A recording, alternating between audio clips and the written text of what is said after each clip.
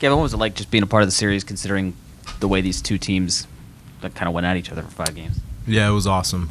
These are probably the 2 best teams in baseball, obviously, in the regular season. So we knew going into it was going to be a dogfight. And you saw tonight, like Schurz and Mookie said, it took everybody. It was a lot of fun to be a part of, obviously. This atmosphere here was great. Atmosphere at Dodger Stadium was great. So overall, it was a sweet series.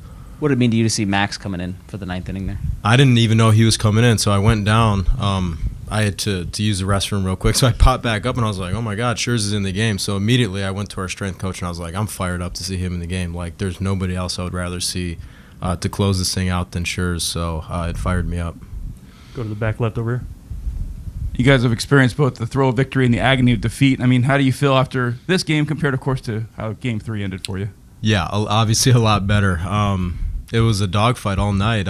It felt like it was going to be one at-bat, one swing that changed it, and it was fun, man. It was a dogfight, and it was a grind, and it took everybody.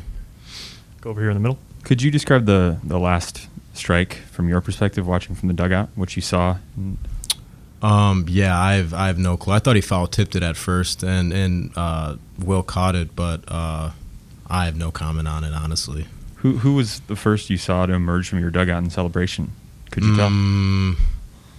I might have been the first one. I don't even know. I think we all kind of jumped over at the fence at the same time. I don't know if anybody really thought it was a check swing or not. So as soon as we looked down and saw him put his hand up, everybody hopped over the fence and start the party.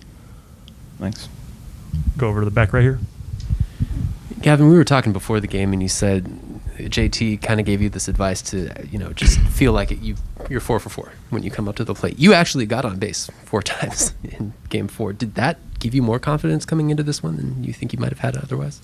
Yeah, absolutely. I think, every time you go in and step in at a playoff at bat, you're going to face a guy who's really good, tough. So, yeah, I think having that 4 for 4 feeling is what you need.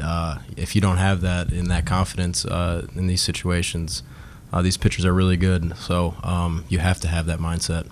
Looking at your swing in the 9th inning, your hit in the 9th inning, Cody's, really all 3 of Mookie's, even Corey's double, those were low-line drives. Was that a concerted effort on your guys' part to do something different today?